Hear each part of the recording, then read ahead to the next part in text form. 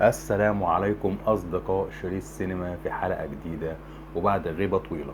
وفي حلقتنا النهاردة قررنا إننا نتكلم عن صلة القرابة بين بعض الفنانين، واللي ساعات بتظهر لنا فنانين فعلا موهوبين، وساعات تانية بتظهر لنا بعض الفنانين ملهمش أي علاقة بالفن غير إنه قريب فلان أو ابن فلان أو حتى حفيد فلان. وتعالوا بينا نتعرف عن صلة القرابة في بعض الفنانين، ومن غير كلام كتير كالعادة بسرعة نبتدي حلقتنا.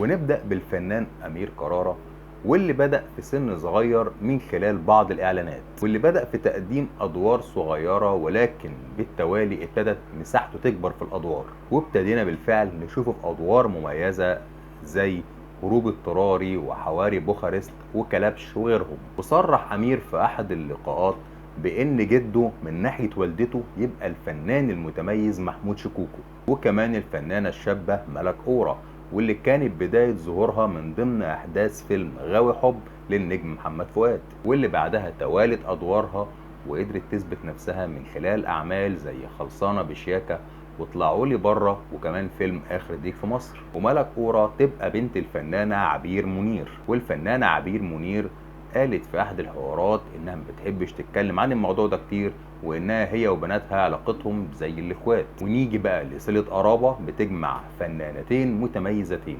أولهم الفنانة غادة عادل، واللي بتعتبر من أقوى نجوم جيلها من حيث عدد الأعمال والتميز والموهبة كمان. مين يقدر ينسى أعمال متميزة منهم؟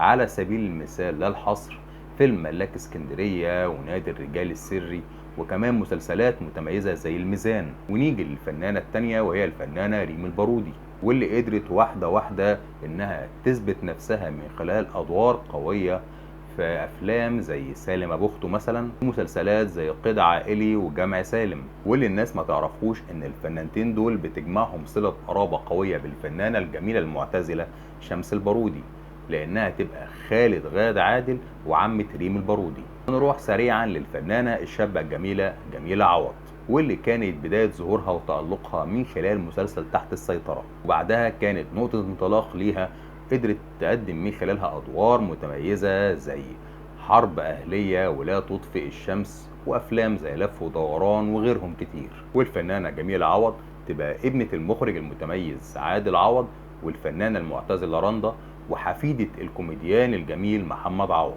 وكمان الفنانة ناهدي السباعي، اللي كانت بداية مشوارها من خلال فيلم احكي يا شهرزاد، بعدها انطلقت في الظهور وقدمت أعمال متميزة منها مسلسلات زي النهاية، وكمان هبة رجل وغراب، وأفلام زي حرام الجسد وغيرهم. الفنانة ناهد السباعي تبقى ابنة المخرج مدحت السباعي والمنتجة ناهد فريد شوقي، وخالتها طبعا تبقى الفنانة رانيا فريد شوقي، وبالتالي يبقى جدها النجم الكبير فريد شوقي.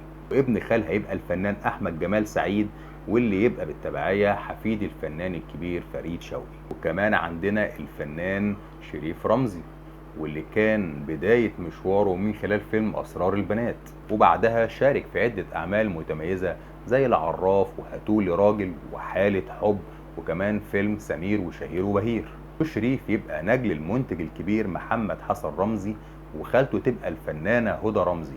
ومعلومة كده على الماشي من خلال فيلم أسرار البنات اللي لسه جايبين سيرته من شوية، واللي يبقى إخراج المخرج المتميز مجدي أحمد علي.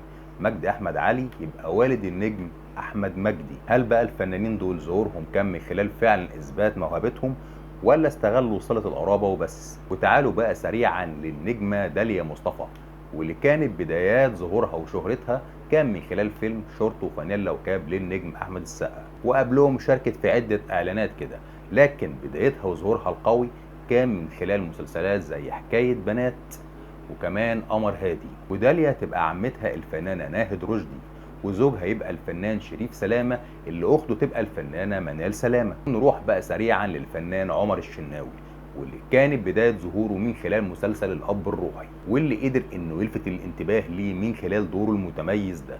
وإنه كمان صرح في أحد اللقاءات إنه أساسا دخوله لعالم التمثيل كان بالصدفة، وإنه كان بيهوى الإخراج أكتر.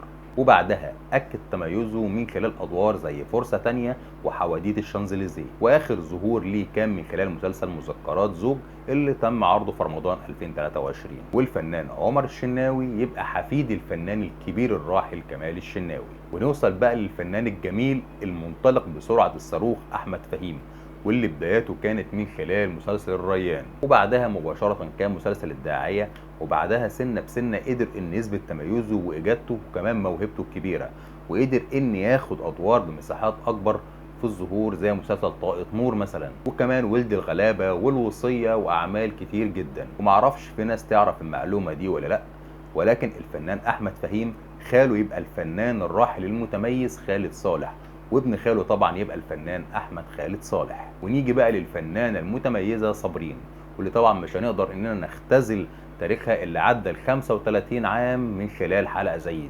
ولكن بدايتها كانت في منتصف السبعينات من خلال ادوار قصيره، وكمان بعدها نال الشهره اكتر من خلال الفوازير، وبعدها تتوالى اعمالها علشان تقدر تثبت كفاءتها بشكل اكبر. وظهورها الأبرز كان من خلال مسلسلات زي السبنسة وضمير أبلة حكمة وغيرهم كتير. ولكن أقوى أدوارها بالفعل كان من خلال تجسيدها لكوكب الشرق أم كلثوم في مسلسل بيحمل نفس الاسم. والناس ما تعرفوش إن الفنانة صابرين خالتها تبقى الفنانة الجميلة الراحلة نعيمة عاكف. ونيجي بقى للفنانة الجميلة مي عز الدين، واللي كانت بداية ظهورها من خلال فيلم رحلة حب مع النجم محمد فؤاد، وتوالت بعد كده أعمالها المتميزة زي عمر وسلمى ورسايل والشك، وكمان مسلسل دلع بنات. وصرحت مؤخرا الفنانة مي عز الدين في أحد اللقاءات إنها تبقى حفيدة الفنانة الجميلة زبيدة ثروت. وكمان عندنا الفنانة أميرة هاني، واللي بداية ظهورها كانت من خلال مسلسل العمة نور للنجمة نبيلة عبيد، وتوالت بعد كده أعمالها المتميزة زي مثلا مسلسلات محمود المصري وشرف فتح الباب وابن الأرندلي وغيرهم كتير. بعدها قدرت إنها تكسب ثقة المخرجين، فابتدوا يرشحوها لأدوار ومساحات أكتر زي مثلا دورها المتميز في مسلسل سلسلة دم. مؤخرا ومن خلال أحد اللقاءات تم الكشف عن ان خالة الفنانة أميرة هاني تبقى النجمة نبيلة عبيد. ونروح أخيرا للفنانة أروى جودة، واللي قدرت انها تثبت كفاءتها من خلال ادوار زي مثلا الفيلم العالمي او على جنب يا اسطى وغيرهم، وقدرت انها بسرعه الصاروخ تشق طريقها وتثبت كفاءتها وتورينا اعمال متميزه زي مثلا دورها في مسلسل هذا المساء، وكمان مسلسل حرب اهليه وغيرهم كتير من الاعمال المتميزه. وبرضو المعلومه اللي جايز مش كل الناس تعرفها ان خالة الفنانة أروى جودة تبقى الفنانة والإعلامية المتميزة صفاء أبو السعود. وبكده تكون خلصت حلقتنا، وأرجو ان الحلقة دي اللي كانت بعد غيبة تكون وجبة دسمة وخفيفة على كل متابعين. وأرجو لو الحلقة عجبتكم يا ريت لو تشتركوا في القناة، ويا ريت كمان لو تشتركوا في صفحتنا على الفيسبوك، ويا ريت كمان ما تنسوش انكم تفعلوا جرس التنبيهات علشان يوصلكوا كل جديد. وكمان يا ريت لو تدعمونا بلايك وشير، واستنونا في حلقة جديدة من شريط سينما.